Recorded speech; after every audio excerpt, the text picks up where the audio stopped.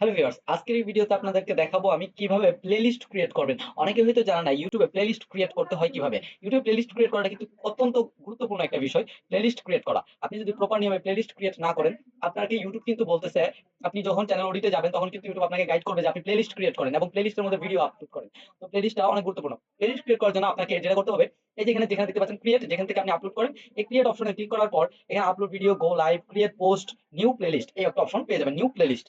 তো এই সিম্পল এই নিউ প্লেলিস্টের উপর কিন্তু একটা ক্লিক করতে হবে বন্ধুরা।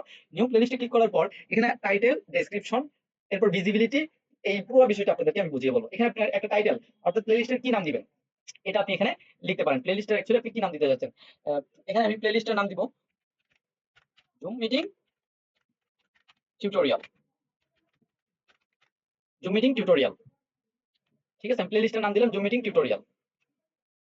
নাম দেওয়ার পর এখানে ডেসক্রিপশন দিতে বলতেছে আবার। এখানে হচ্ছে ডেসক্রিপশন দিতে বলতেছে। ডেসক্রিপশন আপনি সেম জিনিস রাখতে পারেন, কিংবা ডেসক্রিপশন আপনি জুম মিটিং এর ব্যাপারে আপনি কিছু লেখা আপনি এখানে দিতে পারেন। সাপোজ আমি এখান থেকে কিছু দিয়ে দিব।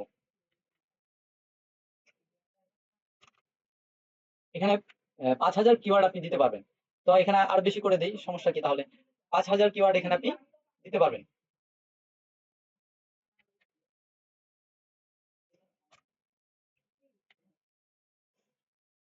তো আমি দিয়ে দিলাম।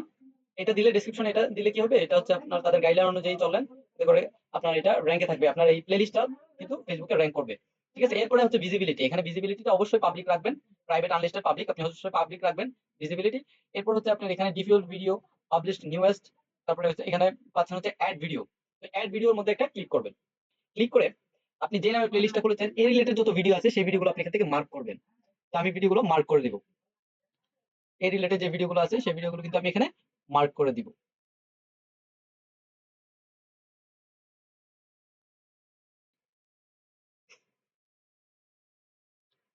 তো এই রিলেটেড ভিডিও যেগুলো ছিল আমি কিন্তু মার্ক করে দিছি। দেওয়ার পর এরপর হচ্ছে এই যে ডান অপশনটা দেখতে পাচ্ছেন, ডান অপশনে ক্লিক করবেন। ডান অপশনে ক্লিক করলে এখানে কিন্তু ৭টা ভিডিও যে দেখতে পাচ্ছেন, ৭টা ভিডিও কিন্তু এখানে অলরেডি এড হয়ে গেছে। তো এরপরে কি করবেন, এরপরে আপনার আর কোনো কাজ নেই। এখানে জাস্ট ক্রিয়েট অপশনটা দেখতে পাচ্ছেন, এই যে ক্রিয়েট অপশন, এই ক্রিয়েট অপশনে একটা ক্লিক করে এটাকে ক্রিয়েট করে ফেলবেন। এখন কিন্তু প্লেলিস্টটা ক্রিয়েট হয়ে গেছে। তো আজকের মতো এখানেই শেষ করছি। আসসালামু আলাইকুম।